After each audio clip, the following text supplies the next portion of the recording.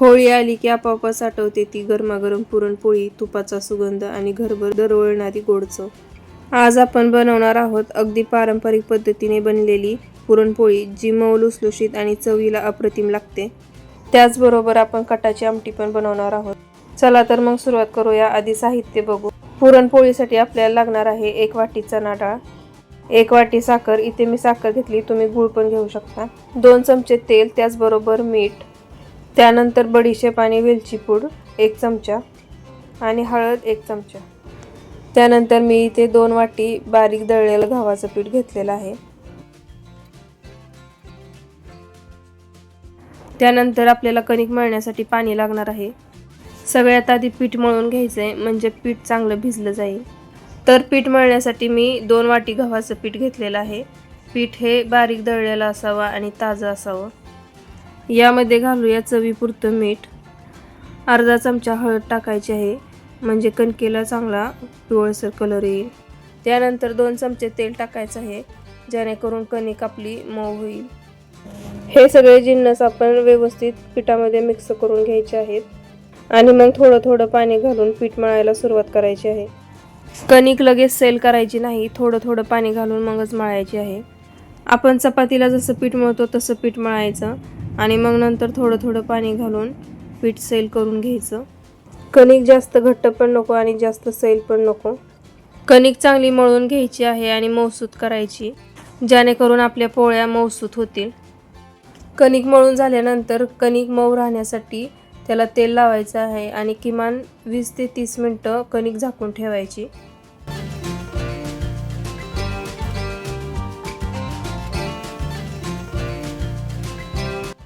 कणिक भिजते तोपर्यंत पुरणाची तयारी करून घ्यायची.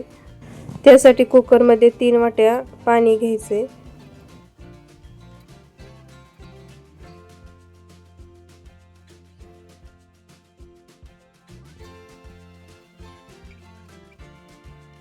गॅस चालू करायचा आणि कुकरमधलं पाणी उकळण्यासाठी ठेवायचं आहे. त्यानंतर कुकरमधल्या पाण्यामध्ये चवीनुसार मीठ टाकायचं आहे आणि चिमूटभर हळद टाकायची. हळद टाकल्यामुळे पुरणाला छान कलर येईल. त्यानंतर 2 चमचे तेल टाकायचं आहे. तेलामुळे डाळ मऊसूत शिजली जाईल. पाण्याला उकळी आली की त्यात टाकायची 1 वाटी चणा डाळ. डाळ एकदा चांगली मिक्स करून घ्यायची आणि कुकरचं झाकण लावून 4 ते 5 शिट्ट्या करून घ्यायच्या. डाळ जास्त शिजली पाहिजे, म्हणजे पुरण चांगलं मऊ होतं.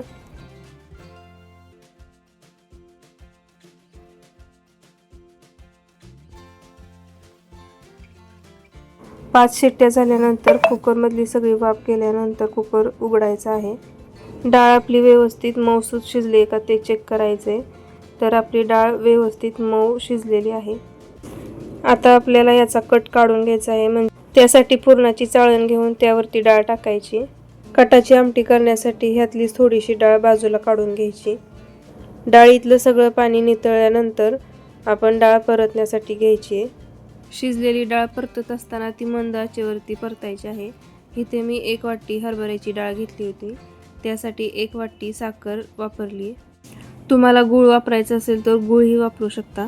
साखरेची पण पुरणपोळी खूप छान होते, म्हणून मी इथे साखर वापरली. साखर किंवा गूळ टाकल्यानंतर सुरुवातीला पाणी सुटतं, ते पाणी चांगलं आटवून द्यायचं आहे. ही प्रोसेस करत असताना कंटिन्यू मिक्स करायचे, म्हणजे डाळ खाली लागणार नाही. आपण जी बडीशेप आणि वेलची पूड बनवली होती ती ह्याच्यात टाकायची आणि व्यवस्थित मिक्स करून घ्यायचे. 5 ते 6 मिनिटानंतर डाळीतलं पाणी आटलेलं आहे. चमचा जर का उभा नाही राहिला तर डाळ पुरणासाठी तयार नाही झाली आणि चमचा असा उभा राहिला तर डाळ पुरणासाठी तयार झालेली आहे. डाळ गरम असतानाच डाळ पुरणाच्या चाळणीवरती काढून घ्यायची आणि गरम गरमच त्याला एका ग्लासच्या साहाय्याने किंवा पेला घेऊन त्याने असं खरडून त्याचं पुरण पाडायचं आहे. डाळ एकदम मऊ शिजली होती, त्यामुळे पुरण व्यवस्थित पडतंय.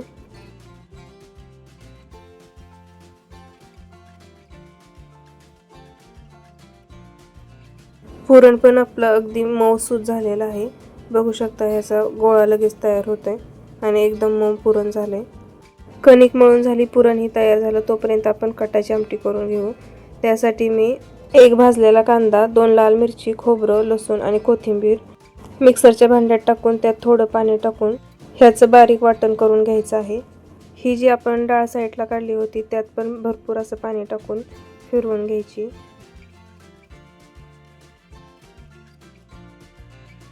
आणि हे जे डाळीतलं पाणी काढलं होतं त्यात हे मिक्स करून घ्यायचं. आता कटाच्या आमटीसाठी फोडणीची तयारी करू.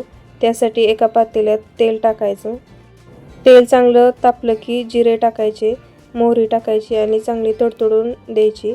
त्यानंतर आपण जे हे वाटण केलं होतं ते त्यात टाकून कढीपत्ता टाकायचा. मसाला चांगला परतला की त्यात आपलं घरगुती काळं तिखट टाकायचं, हळद टाकायची, धनेपूड टाकायची 1 चमचा आणि चांगलं मिक्स करून घ्यायचं. चांगलं तेल सुटेस्तोपर्यंत मसाला परतला की त्यात टाकायचं आहे हे येळवून. वरून थोडीशी कोथिंबीर टाकायची आणि उकळी येऊन द्यायची. उकळी आली की गॅस बंद करायचा आणि आपली कटाची आमटी तयार आहे. 20 ते 30 मिनिटांनंतर आपली कणिक चांगली भिजलेली आहे. पुरण ही तयार आहे. आता पोळ्या लाटण्यासाठी घ्यायचं. आता पुन्हा एकदा थोडंसं तेल ओतून कणिक चांगली मळून घ्यायची 1-2 मिनटं, जेणेकरून कणिक अजून मऊसूत होईल आणि पोळ्या आपल्या फुटणार नाहीत, मऊ येतील. पोळ्या लाटण्यासाठी कणकेचे छोटे छोटे 2 गोळे करायचे आहेत. कणकेची गोळे झाले की पुरणाचे सेम गोळे करायचे.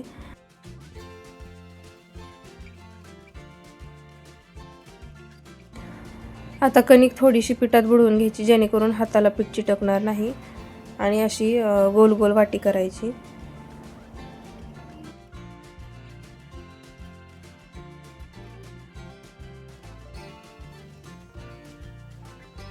वाटी तयार झाली की त्यात हा पुरणाचा गोळा ठेवायचा आणि खाली प्रेस करत करत असा गोल गोळा तयार करून घ्यायचा आहे.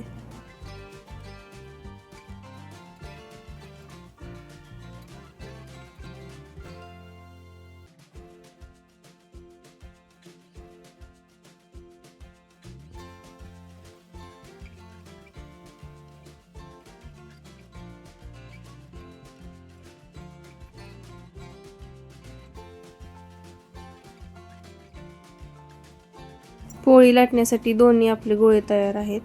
आता पुन्हा एकदा पिठात थोडंसं घोळसून असं गोल गोल करायचं आहे जेणेकरून पुरण व्यवस्थित सगळीकडे पसरलं जाईल आणि पोळी लाटताना पोळी फुटणार नाही.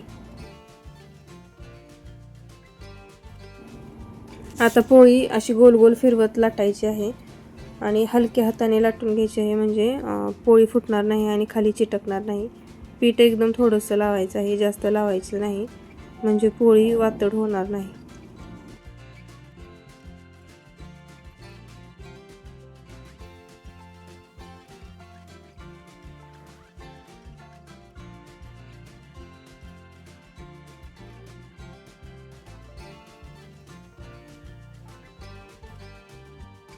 पोळी लाटून झाली की भाजायला टाकायची आहे.